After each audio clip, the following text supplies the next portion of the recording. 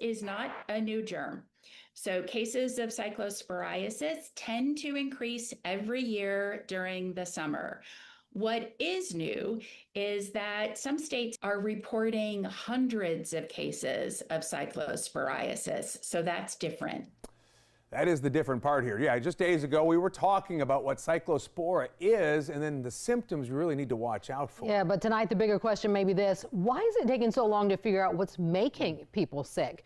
First, let's get a snapshot of where we stand tonight. According to the CDC, more than 1,600 people across 34 states have now tested positive for the parasite, including more than 200 cases here in North Carolina and 18 in Mecklenburg County. Health officials expect those numbers to keep climbing because of reporting delays and the time it takes for patients to get tested and diagnosed. Numbers that we're hearing, I think, are going to become even more dramatic undercounts as the days go on, as our labs are just catching up with testing. The challenge is that cyclospora doesn't work like a typical food poisoning outbreak. People often don't get sick until days or even weeks after the contaminated food. By the time symptoms begin, investigators are asking patients to remember meals they ate weeks earlier, restaurants they visited, grocery stores they shopped at, even specific menu items they ordered. That's why tracking down the source of this has proven to be so difficult. It's really a race against time to identify what's causing the outbreak so that it can be pulled from the shelves and keep people safe.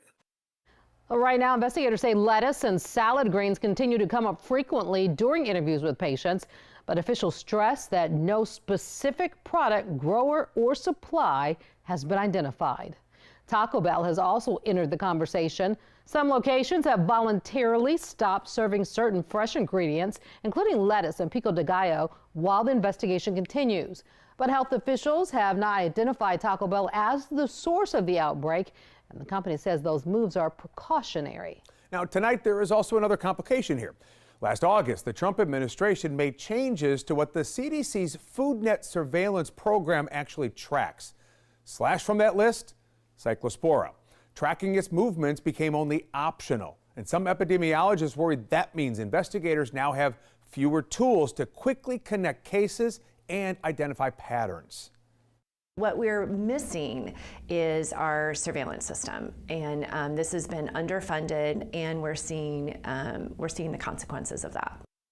So for now, health officials say the focus remains on identifying the source before more people get sick. The longer that contaminated products are being sold, being served in restaurants, available to consumers, the more people who will become infected. So in the meantime, here as we deal with this, try to find some answers. Health officials say the best advice is to just stay informed, pay attention to any recalls or advisories that may be issued in the coming weeks. Yeah, because until investigators identify the source, it's leaving many of us in limbo on what we should be putting into our bodies. And of course, we've been telling you this is a nasty parasite, so it's something that you don't want to have to experience. Yeah, we've had a handful of people, in fact, here in North Carolina, be hospitalized because of it. So yeah, take it seriously. I guess really wash your fruits and vegetables as best you can, cook everything thoroughly through, and hopefully we can get through this until they identify the actual source. Exactly. And it won't touch anybody close. There you go. That does it for us then. Always appreciate your time. WBTV News is back at 11 o'clock. Thanks so much for watching. We're going to see you back here tomorrow.